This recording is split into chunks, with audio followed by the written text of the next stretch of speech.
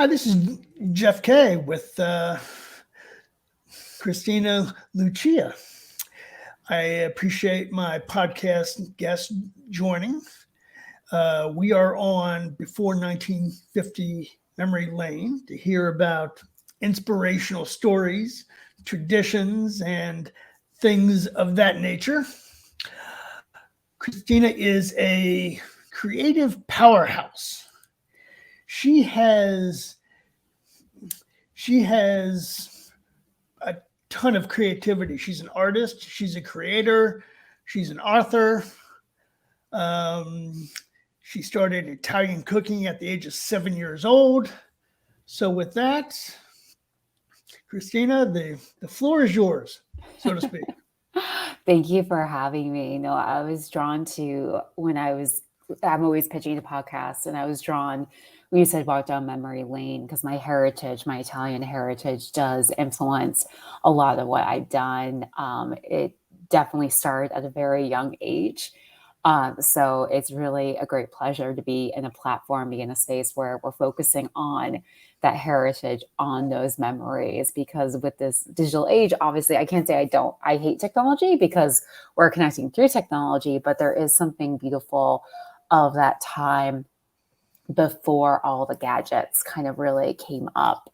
And there is something beautiful about that. And I recognize that the current generation, children in my life, my nephew, godchild, et cetera, there are certain memories that I realize are very precious to me because we didn't have certain things, and you made do with what you had, and I wouldn't trade those memories for the world. They're really beautiful, and so I appreciate you giving me the space to share those memories that I share a lot when I'm blogging, but I don't always share it in podcasts. My pleasure. So, what inspired you to start Italian cooking at the age of 7?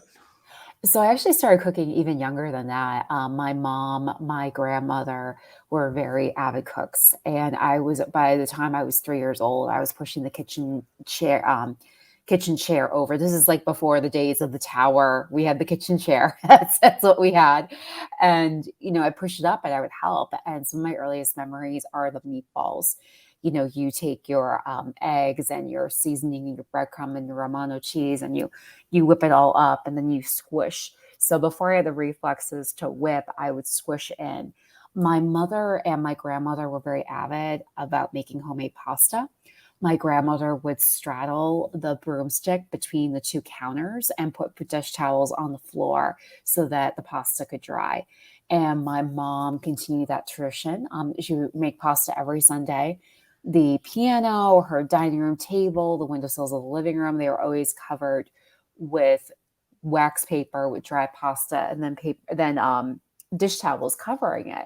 So that became very natural to me to do that. And as a child into my teen years, I started taking on some of these responsibilities. Although, as the oldest girl in an Italian family, you do respect that your mother's the matriarch, and so mom would lead certain things. But as I got older, and unfortunately, we lost our mom in 2019, and oh, thank you. And it was kind of like it's kind of ironic because with the girls, they're different. They're very different with the girls, and it was kind of like that fight of, no, I'm going to do it. I'm going to do it. And so behind my mom's back, there were a lot of things that I taught myself that my mom wouldn't allow me to do in front of her, even though I knew how to do it because I've been doing with her for so many years. And the flip side is that I have been making the raviolis for my family at Christmas dinner for the past several years. And it's really beautiful being able to stand the same place that my mom would stand, and everyone's still enjoying the food and that culture. I would watch my mom make we call it gravy because we put meat in our sauce. That's why we don't call it tomato sauce. We call it gravy. And so same thing, I learned at a very young age, the process is not a complicated process, but again, it's one of those things where it was kind of understood, watch and learn. It wasn't necessarily like a babysitting, like, okay, now do this, now do that. It was more like, pay attention, you need to learn this. And it kind of came to me very naturally. And so I just kind of took it on by, I would just train myself to observe and then just do it. And the beauty of this is I am also an avid baker. And again, like there are things that I bake that my mom and grandma didn't bake, but that's the beauty of it is that with each generation, I imagine my nephew and future children to come in our family will do the same thing. There's going to be things that I don't necessarily do that they add on to. And that's the beauty when you're able to open up that path. Like another thing I always joke about. So my mom had these egg and wine biscuits. They were my grandma's recipe, my mom's recipe, and she would not let me bake them. She said, nope, it's my cookie. I'm baking it. And so I learned on my own. And I'm grateful I did because it's a very simple recipe. But as those of you out there that know, sometimes the simplest recipes are the hardest recipes. And there's a certain way you roll and loop these biscuits. And also, I actually made adjustments to the recipe. I actually added more eggs to one of them to make the dough a little bit softer, more pliable for me. And, but again, if I didn't practice, and the first year my mom was gone, I'll never forget it. It was like a month and a half after she passed. When I pulled those egg biscuits out of the oven, I heard my mom's voice and I heard her say, I'm proud of you. Like, they came out really great. And I heard her mom, my grandmother, say, I'm proud of you, Linda. And it was really beautiful knowing that, and watching my nephew eat that wine biscuit from start to finish. And he's only 2.5. He's not quite 2.5. He's almost 2.5. But like, still, we all know toddlers are not always like eating things from start to finish, but watching him eat that wine from start to finish, like it warms my heart. I know it makes my mom happy, my grandma happy, because they're watching us, and it's really beautiful. It's a really beautiful thing. That's awesome. Yeah, I remember my grandmother when she was alive. She passed away in the 90s, but everybody was looking forward to her banana cream pies. Yes. Yep. And Yeah. that was passed down to my mother, and it was passed down to my sister. Yeah. And Yeah. now that my sister's doing it, she's like, I never realized how much work went into this. Yeah. Yeah. Yeah. Because I started so young, I was aware. And it's funny because I have other relatives that started later. And it's funny because my mom's generation tells me, well, Kristina, because you've been doing it since you were a kid. Like, how much work you were always helping your mom or you were doing it yourself. But honestly, like I imagine your sister finds joy in it because you do. It is a love. Like it is. I genuinely love it. Like I can't imagine not doing it, and I am honored that my family has given me the opportunity to make the ravioli, that they have given me the space to do that. And, it's really beautiful the way we run the holidays right now because, my brother-in-law does certain things and I do certain things and my sister will do certain things. And it's like a tag team,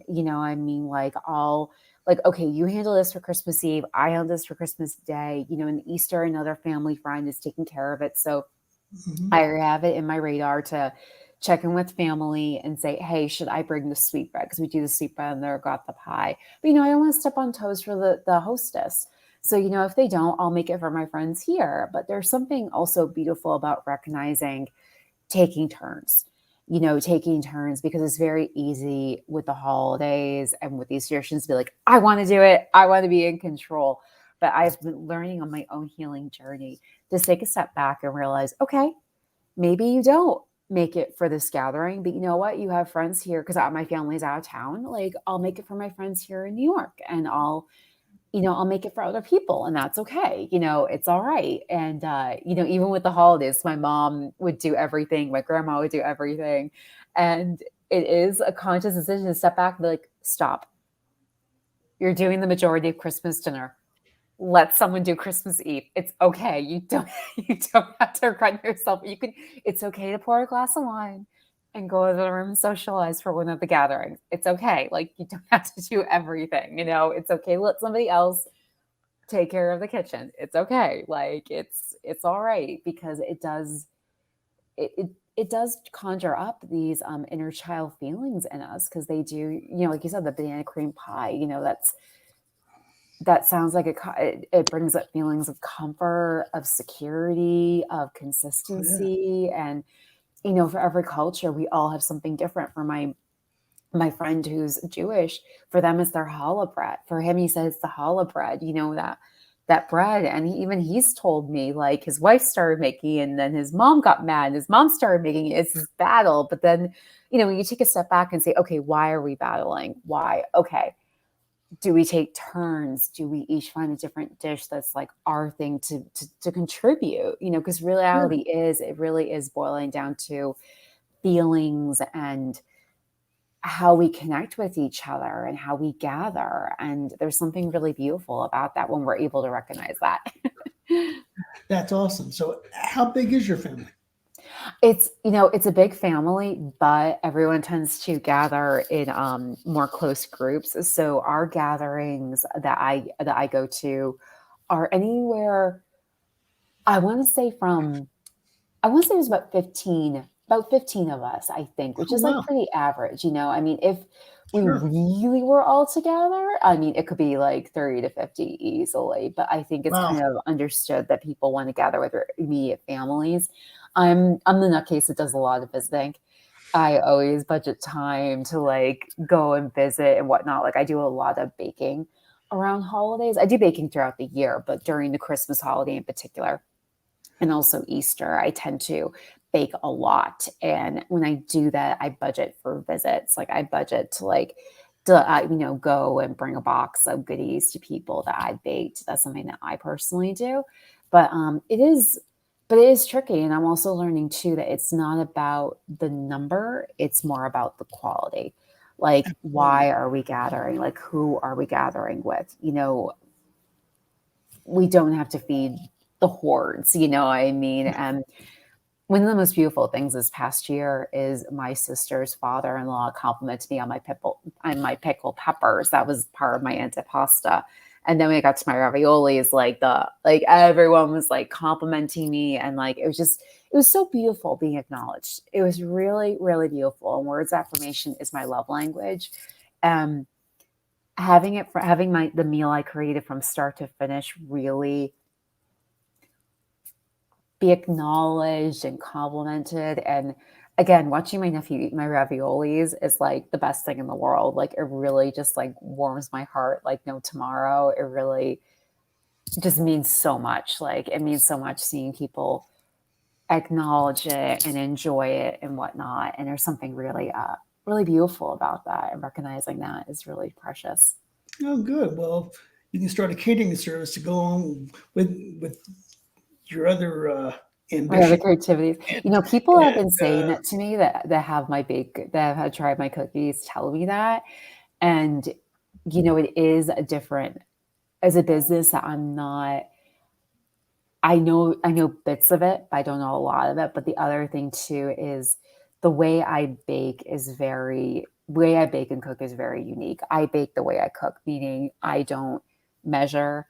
I have recipes that I've created. I have recipes I use as guidelines, but I'm not good with I'm not, I feel things. I whip things together. So if I were to actually build that out, it would it's definitely a more complex process. Like it's definitely me finding, because right now so much of my creativity is all coming, which is part of the beauty of my business and my books, is that it all comes from me. And so I am finding a way to get it so that my creativity is in a space where it can be repackaged in different ways. It can be Mhm. reformatted in different ways, because what people don't Sure. realize is that it is very draining. I do create a lot. I do create very quickly. I have a ton of inspiration. And a lot of people, and this is also too where I have to be careful with when I talk about my creativity, is creativity does tap into your inner child. It does bring out, which is good. It brings out that playfulness that's healthy, that we need. But quite frankly, there are inner child work is different for each of us. And a lot of people's inner children come out with you with, you should do this, blah, blah, blah. You should do this. You should do that. Da, da, da. And what they're not realizing is that they're making more work for me, because I have to find a way to be polite and like let them down and express my feelings in a way that I'm not being rude and being a beast, but at the same time, they're also forcing their own inner children at me. And so I'm dealing with my own feelings on top of their feelings, and they're completely unaware.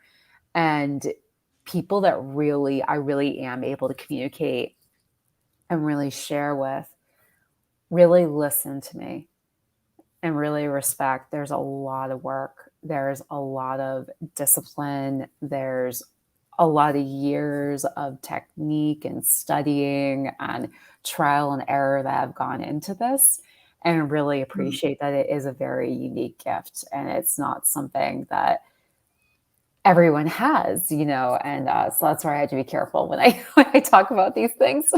Yeah, I remember when my sister was learning how to make my grandmother's banana cream pie. There was no measuring. It's Mhm. so a dash of this, a dash of that, and Yeah, my sister's like, I need measurements. So it yeah. Well, that's the thing too with became a things like process this. of figuring Yeah. out, because I can tell you the first one she made was not edible. But that's the thing too, when we get into conversations like this, it's also a realization of us understanding how we learn, how we communicate. Some of us are box people. I'm not a box person. I don't do well with boxes. I'm good with deadlines. I'm disciplined. It's very different than a box. And, and that's the thing too, is we need to respect that. And most of us are box people, and there's nothing wrong with that. But when you're a non-box person like Yeah, myself, it I'm can not make that either. people yeah, it can make people very uncomfortable, and and people define it in different ways, and it it's a strong personality to be able, and it's a lot of personal inner work to be able to step back and recognize, okay, I see how you're working. I'm going to respect this. I'm not going to fight you on this. I'm going to be respectful of it. So yeah, it's a process. It's a process of stepping back and doing that. I have people that tell me, oh, I can't do that. I can't do that. And that's another thing too, is respecting the fact, you know what? Sometimes people say one thing and they want the other. Oh, sure. And things like this, traditions, memories, like making it work for us, it it brings out that inner child. It brings out that critical parent. And if you're willing, it is a beautiful opportunity to take a step back and learn about yourself and learn about others and see, okay, wait, I learned something about me. I got it. Oh, yeah. So when someone hands me a recipe and says, hey, would you be interested in making this? You can communicate like, all right, well, I need solid measurements. Like I need Yeah. a Yeah. solid description. Or if it's someone like me, it's like, all right, you gotta give me wiggle room. You gotta give me room to play. Like you can't box me into this is what I need to do kind of a thing, and Actually, there's yeah, I'm please. sorry. No, go ahead, please. Maybe I was a little harsh on my sister. I shouldn't say it was not edible. It was just different. So It was I'll different. clarify. Yeah, it was different. Yeah. Um, but yeah, you bring a point about memories, and Yeah. I know you've had a look at my website as to my other business, my digital memories, and about Yeah. what I do. One of the most inspirational things that I've done is I remember a client brought me an 8 millimeter videotape, and she didn't know what was on it. Her father went to Vietnam when she was just a baby, and he never came back. I restored the tape, so she was able to hear and see her father's voice for the very first time. And like like food has, and tastes and smells and sounds bring back memories. Mhm. It's incredible. Yeah. No, it is. It is. And that's where we have to give each other the space of how to process that and what our inner child, what our critical parents craving. Because we all, at any age level, at any age, regardless of where we are in our lives, who we all work from that same feelings list. Sure. And when we're able to recognize that we work from our feelings, and the other thing too that we have to realize is that communicating our feelings is a work in progress. And it is something that needs to be learned. And it's not something that's always learned. And it is a skill. And even when we do learn it, we still constantly have to keep working on it.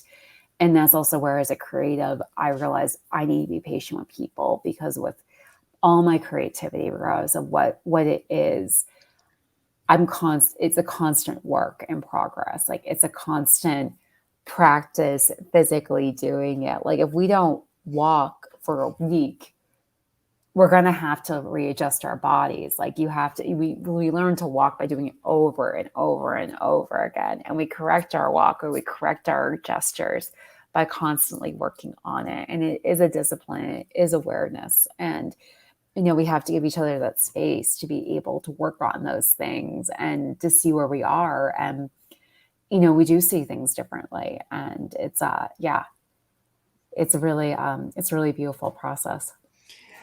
Now, you keep mentioning creativity and creativity and creativity. Yeah. So let's bridge into some of that. You're an author.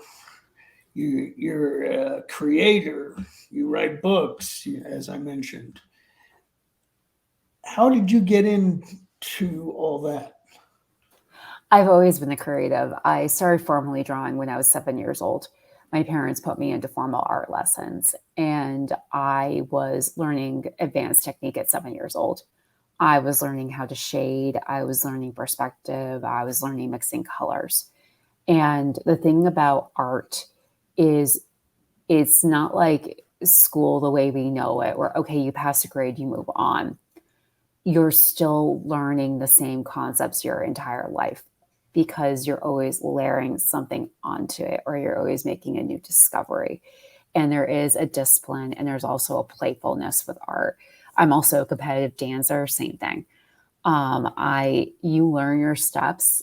That's the very first step of the process. But even the highest level dancers are still working on the same steps, because, again, there's so many layers, and there is this discipline and playfulness that has to go there. And I see my cooking the same way. I see my writing the same way.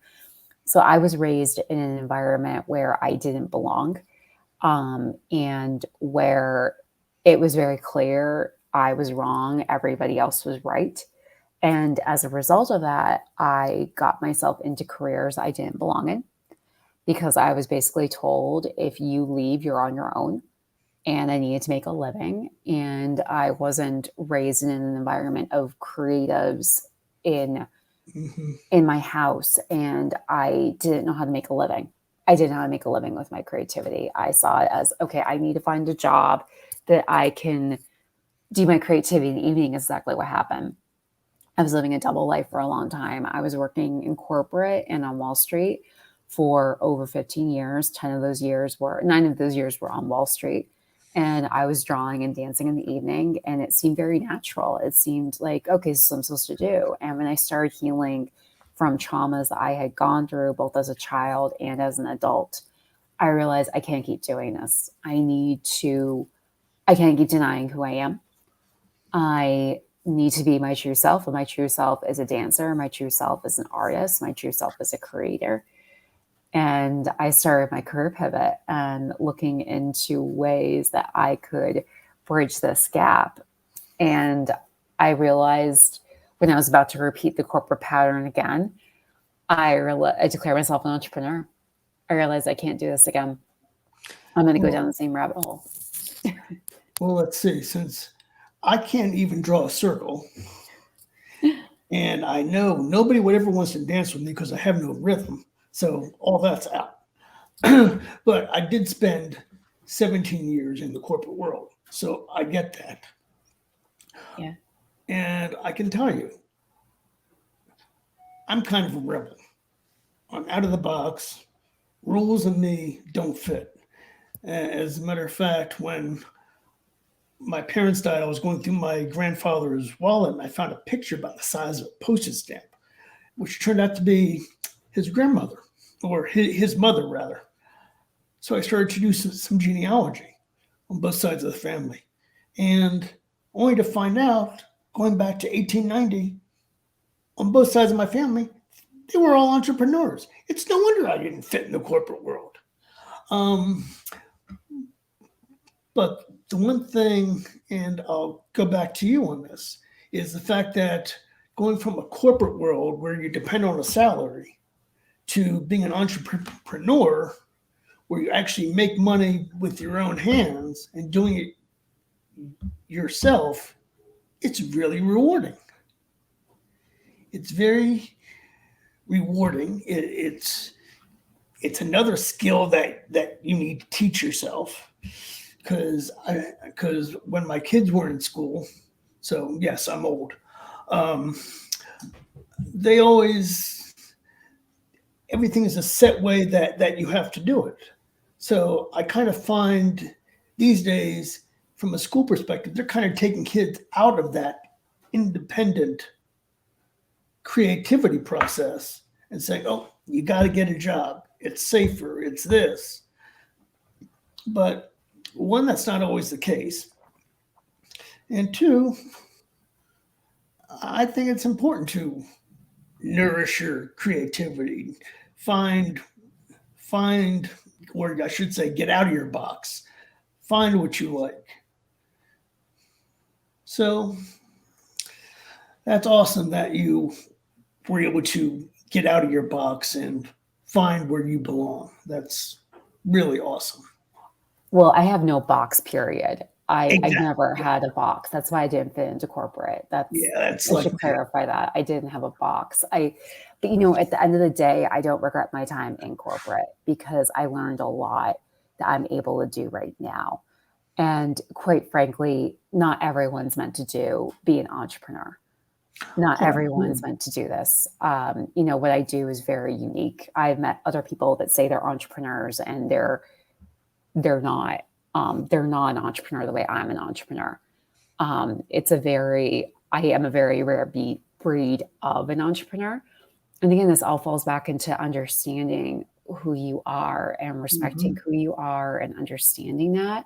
At the same time, the reason why I'm such a rare breed of an entrepreneur is because I am one of those people that is highly creative, but also highly disciplined. You don't always see that. I'm highly analytical, but I'm also very creative. I'm a forward thinker. I'm an overachiever. I'm a unicorn. Like I have yet to meet. I probably have met maybe only one or two other entrepreneurs that are playing in my field. Like quite frankly, it's a very rare breed. But with that, it can be lonely sometimes. A lot of people think they understand what I'm saying. They think they go, oh, I'm like you, and I'm listening to them. I'm like, no, you're not. Like, sorry, but that's the thing too. I'm very fortunate. My marketing strategist, Melanie, is amazing, and she gets me because we're both that unique breed, I believe. Like we're both overachievers, we're both forward thinkers, and she's amazing. I mean, she really, but she under like as like a because with books, like you really have to find your way to people that understand that business. It's a very like any business, every business has their own breed. And Melanie, my publishing agent Susie, my editor Susan, they live and breathe the business. They understand the business. And that's like a huge thing. And there is something about that click. And these women understand, like Melanie, I interact with the most, and she gets my personality.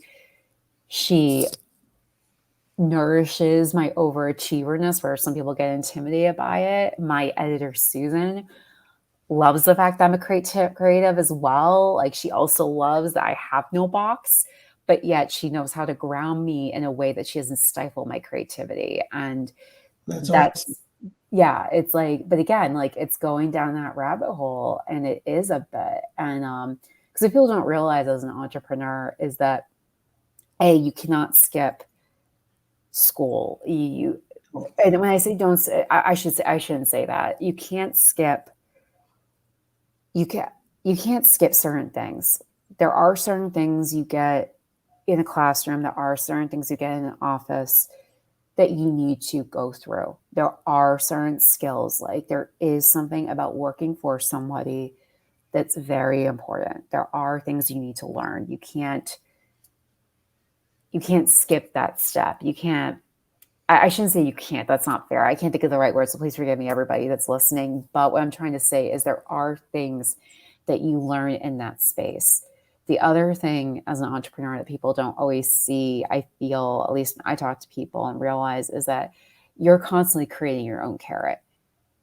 The carrot doesn't always exist. And again, people say, "Oh, I get it, I get it, I get it." I'm like, "No, you don't. No, you don't." And I realize that's rude for me to say that, but like I create my own carrot constantly. And that's why Melanie, Susan, and Susan are my team is working with me. They would not work with me if I didn't know how to create my own carrot. I'll be perfectly honest, especially as a children's author. Children's books are way more complicated than people understand. There's a lot more to the structure. There's a lot more to the business than people see. And it's not everyone wants to hear that. Not everyone wants to listen and understand the complexity of it. And because it is a complex business. And, it's if you don't have those right pieces, it's like a house. It's gonna fall over. There's no other way to describe it. So how did you get into, I mean, there are a ton of aspects of being an author. You could be a mystery writer, you could be fictional, nonfiction, or whatever. How did you decide on doing children's books? So when I was still in corporate, knowing that eventually I would pivot before I had an injury that made me realize, like, I can't keep doing this. Like, I can't keep hiding my dancing and my art. I knew I would create something for children because my best audiences are men, teenage girls, and children. I'm way too feminine to design something for men. I'm way too feminine. So I was like, that's out. Like, even though I feel like men are, I always say, like, I feel like I'm able to communicate easy with men. I'm able to share ideas easier sometimes, like when it comes to like a networking situation. Teenage girls, because they gravitate towards me. However, I'm not trendy. I'm more of like a Chanel, Sophia Loren, Audrey Hepburn. I'm more classic. And teenage tweens, it's very trendy. I worked in fashion at one point in my career. It's very fast, very trendy, and that's not my personality. So I realized, okay, this is going to be a thing. And so that's how I knew it was children. And I love kids. I get along great with kids. I'm always babysitting. I'm the aunt. And so I knew, okay, I'm going to design something for kids. And when I started teaching myself to crochet, because my great grandma was a crocheter, and then I taught myself how to knit because grandma was a knitter, and I learned how to sew by default from my mother. I started crocheting blankets at first, baby blankets. And when my friend and his wife were expecting their second baby, that's what led me to create my first stuffed animal, which was a teddy bear.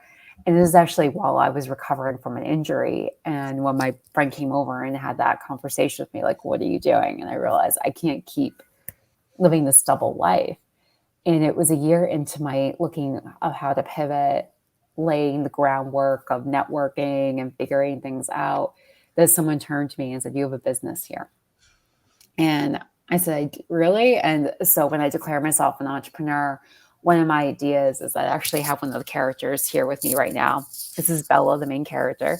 She didn't exist so at cute. the time. Yeah, thank you. She didn't exist at the time that I created the brand, but I had this idea that I had these crochet toys and, I'm going to tell stories through them and see where it goes. And I had a lot of people tell me no. I should rephrase that. I had a lot of people, and people kept gravitating towards this idea as opposed to my other idea. And I was like, okay, let me run with this. And as I started to focus it on more and more, and also I got a huge sign from my mom. The day my mom died was the day I got the first piece of mail addressed to my LLC saying it was approved. And I knew it was my mom. And I knew it was my grandma telling me, we need you to do this. And I knew the characters would lead me to an answer. And so people were giving me a hard time. Like, how are you going to create all these things? Like, how manufacturing, blah, blah. I said, no. The characters are going to lead me to an answer. And the characters led me to write my blog, which I still avidly write, the blog led me to realize I'm supposed to write my children's series. And that's what really sparked it. And, now I write 2 different blogs. I have other platforms that I do through the characters. I'm writing this children's series. It's the first of at least 2 or 3 other series I will be writing after this one is fully written and illustrated. And I'm at a halfway point right now in both. I'm over halfway in the writing process and I'm halfway in the illustration process. I both write and illustrate all my books. And yeah, That's impressive. it's really that's amazing. that's awesome. Yeah. Now, I'm looking at, yeah, go ahead, please. is all this on your website? Everything's on my website. Yeah. Okay, and Yeah. for those watching, the website scrolling across the page. So that's definitely something that you want to visit. Yeah. Now too, I'm about to go down another rabbit hole. I'm starting looking into manufacturing of the characters because again, I can't hand create everything. However, I will always have the hand toys created by me available. Sure. But it all started with a belief. Like it all started with that, and one story that I always love to share, which is why I say like I consider myself a unicorn. So Jim Henson, we all know his work. Kermit the Frog started off with his mom's green spring coat and 2 tennis balls. Oh, wow. If you're a creative, you'll find a will and a way. My journey started off with a crochet hook and a ball of yarn. And it's just about doing it and doing it and doing it. And, there's not always a clear path. There's not always a clear answer. I've gone down rabbit holes and gotten through them. I'm going down another rabbit hole right now, to be perfectly honest. Like manufacturing is one of them, press is another, but you go down these rabbit holes and you learn things. I went down a rabbit hole finding my editor. And after going down that rabbit hole for a good month and a half, a friend of mine said, "Haven't you talked to Susan?" And I said, "Oh, it's right. I meant to reach out to Susan." I reached out to Susan, and Susan not only became my editor, but she also invited me to a summit. And that's how I met my marketing strategist, Melanie, and I met even more people than Melanie and my publishing agent, Susie, and I met even more people since then. And so once it clicks, it clicks. But yeah, it's a matter of just trusting yourself and going down that rabbit hole. That's awesome. Now, if I recall correctly, you grew up in a small town. I did. So did growing up in a small town influence your creativity? If anything, it stifled it. If anything, it frustrated Really? me. Oh yeah. It was very, very small. Like my dad still lives there. It's a lovely town, don't get me wrong. If anything, I felt out of place. I felt starved for more very quickly. By the time I was in my early teens, I was going into Boston on weekends, and even Boston didn't feel like enough. And when I saw New York for the first time at 10 years old, I said, "This is where I'm going to be." I am that personality that needs a lot of stimulation, that needs a lot of energy around me. And again, that's another thing that I've learned to respect is that that's what I need. Can I do the quiet? Yes, I can. But over long periods of time, no. Like I do visit areas of the world that are more calm and remote and love it for vacation.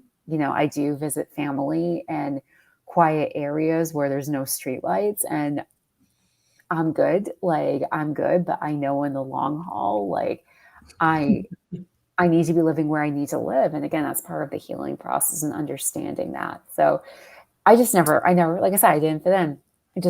I wasn't meant to be there. And gratefully, I had the gumption and the courage to say, I'm going to do this. And at 18, I moved out and didn't look back. That's awesome. Yeah. On another note, how do you use your storybooks to help parents and kids improve their communication and deepen their relationships? Absolutely. So I'm focused on my series and my characters, everything I do, everything I write, everything I do. My mission is communication. So what the books do in particular is that in each book, Bella is learning a skill or she's going through a transition that we all go through.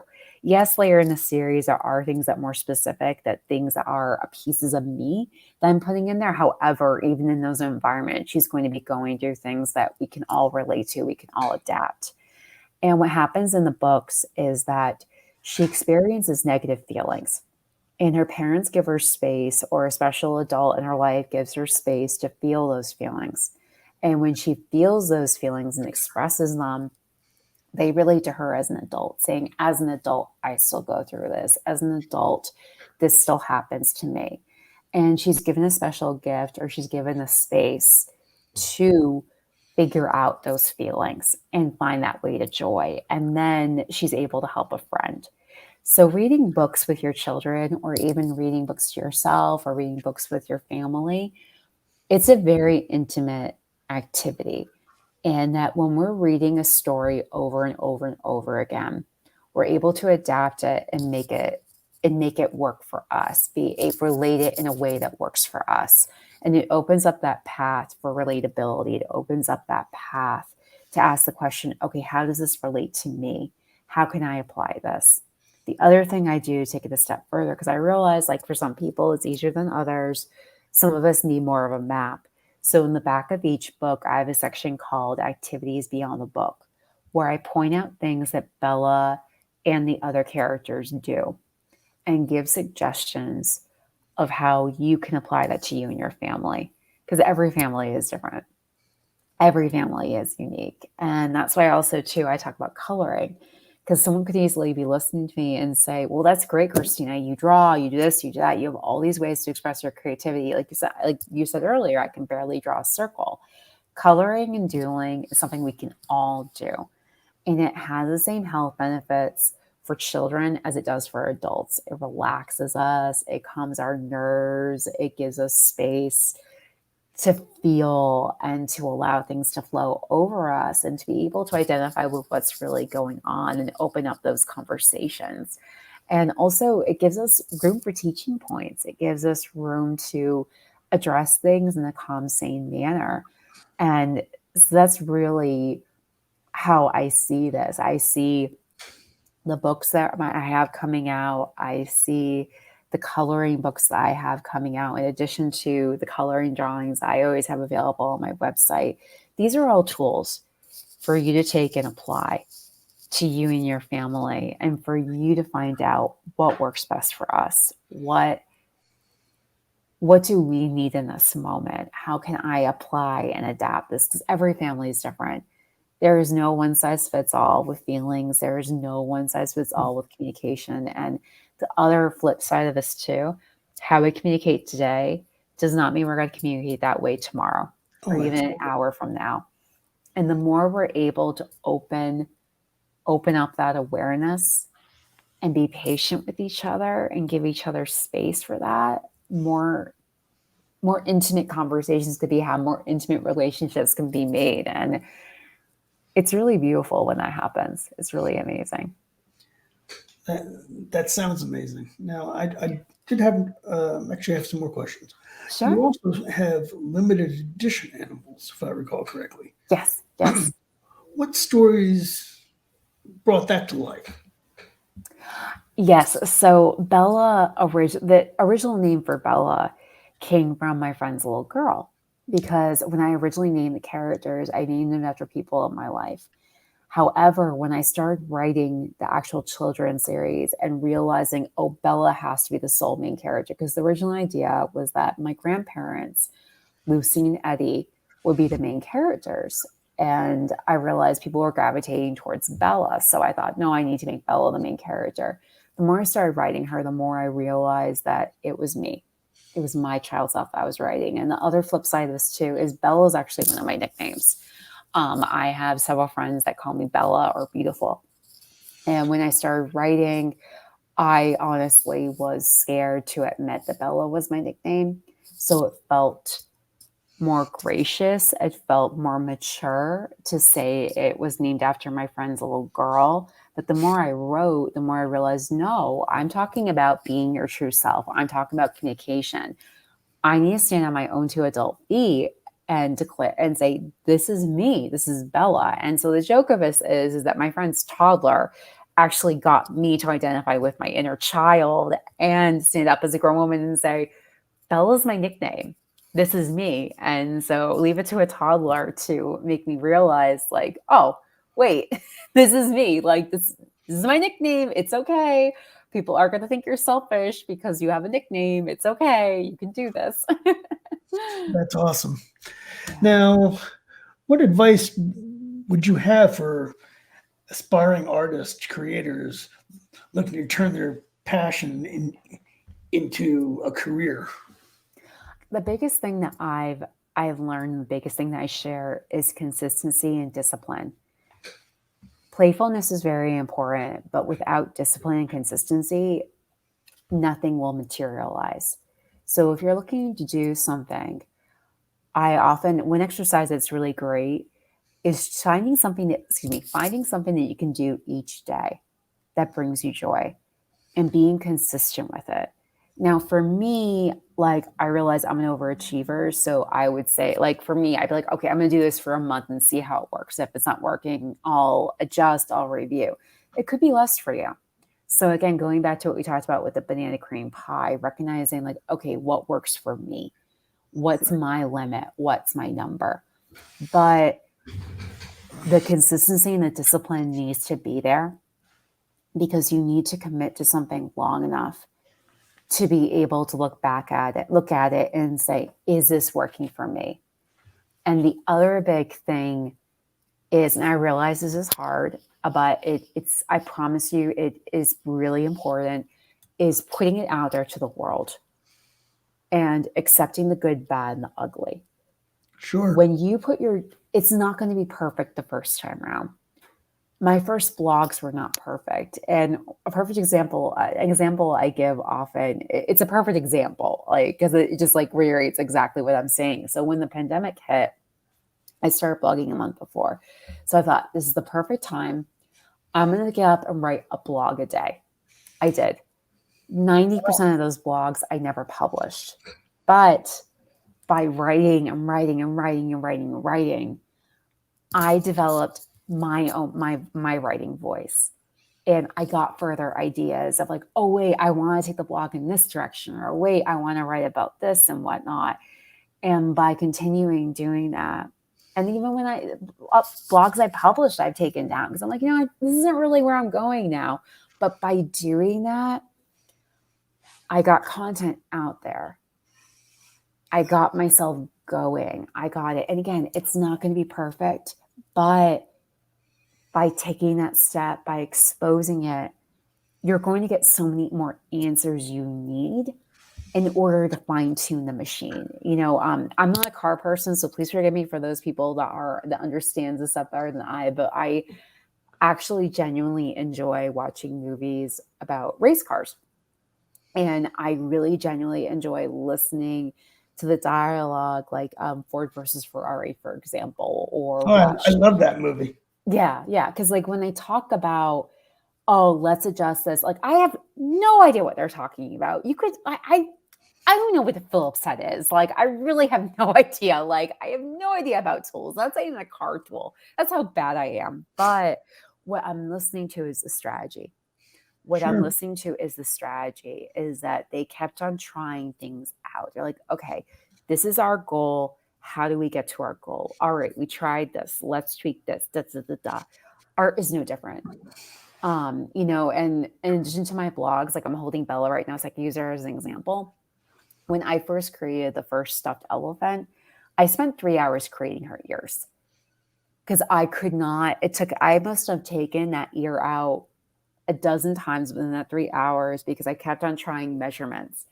And first it was too big, and then it was too small. But again, by doing that, I got clarity, and okay, this is what I want her ear to look like. This is the size of her ear. But again, and I get it. I know it's frustrating. I know it can be scary, but I promise, if you are willing to make that commitment and try it out, and even if you try something and you feel like it's working, and a year later you're like, scrap this, you're going to learn something in that year. It's going to be so beautiful.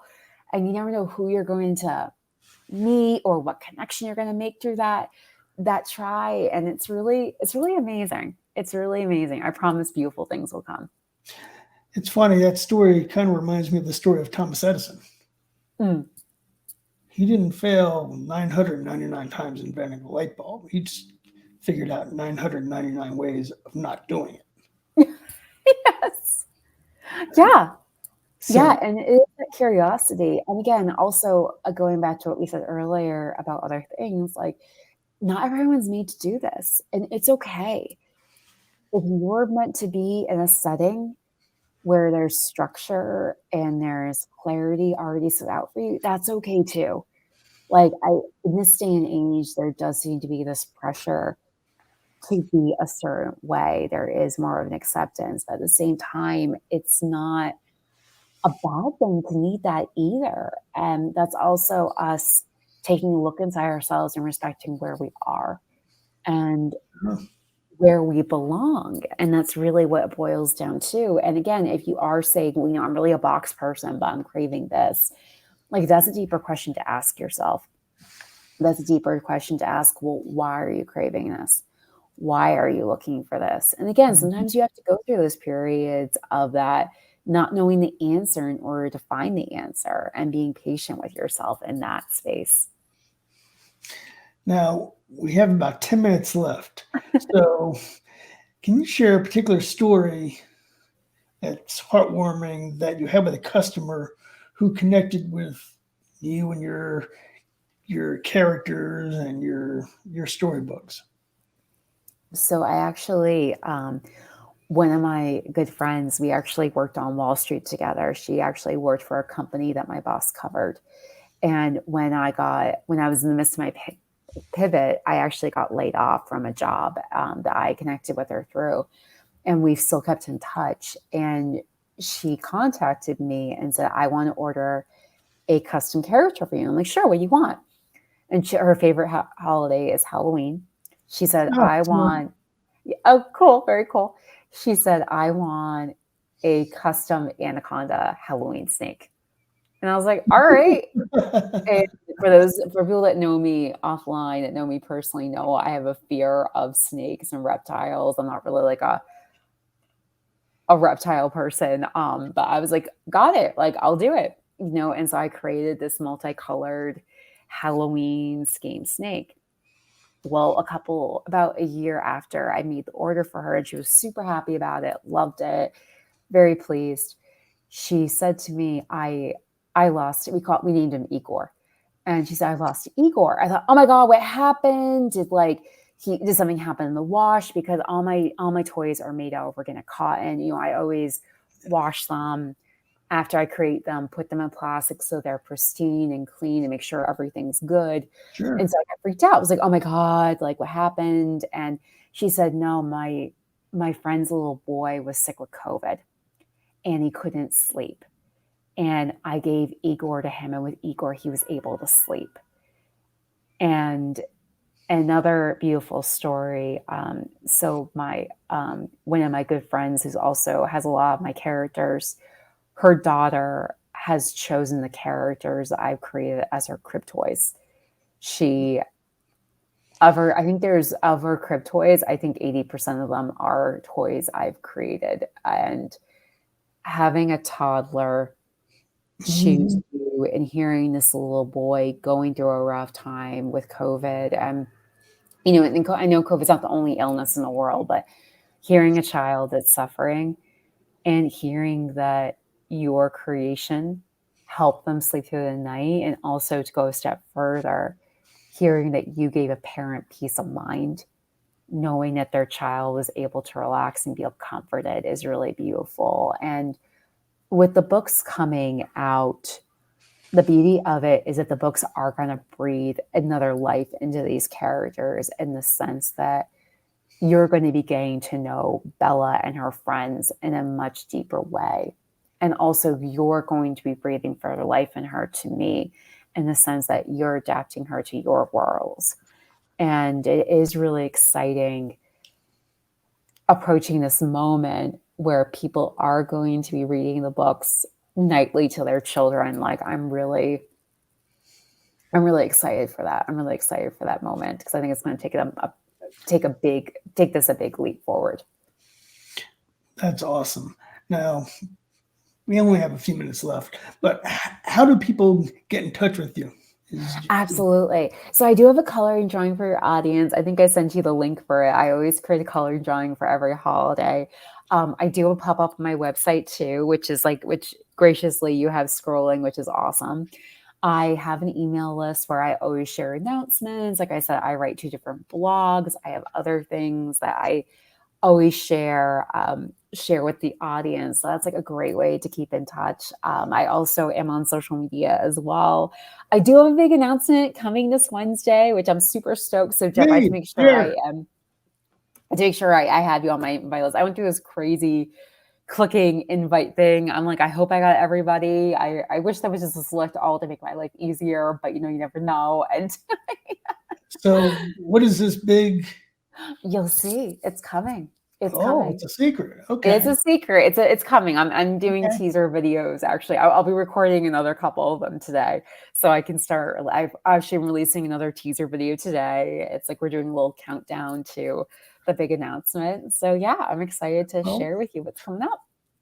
please share it with me, and I'll make sure I share it in my post from my channel, Oh, thank you. I maybe appreciate that. and maybe I we can appreciate do a follow up on that and see where that Sure. goes. That'd be amazing. I really appreciate it. That would be wonderful. Yeah. So, for everyone who's watching, please feel free to get in touch with Kristina and all her amazing animals and creativity and books. So it sounds completely amazing. And if you would like to be a guest on my show, please reach out. It's on YouTube, LinkedIn, etc. I would love to hear your inspirational story, and that would be awesome. So, Kristina, I so appreciate you taking the time so I can hear about these amazing stories. Thank you for giving me the space to share. I really appreciate it. And I really look forward to see what's coming up. Thank you. I appreciate it. It really means a lot to me. I am so glad. And we will be in touch. Okay, sounds great. Have a Thank wonderful you. day. Thank Thanks, you. you too.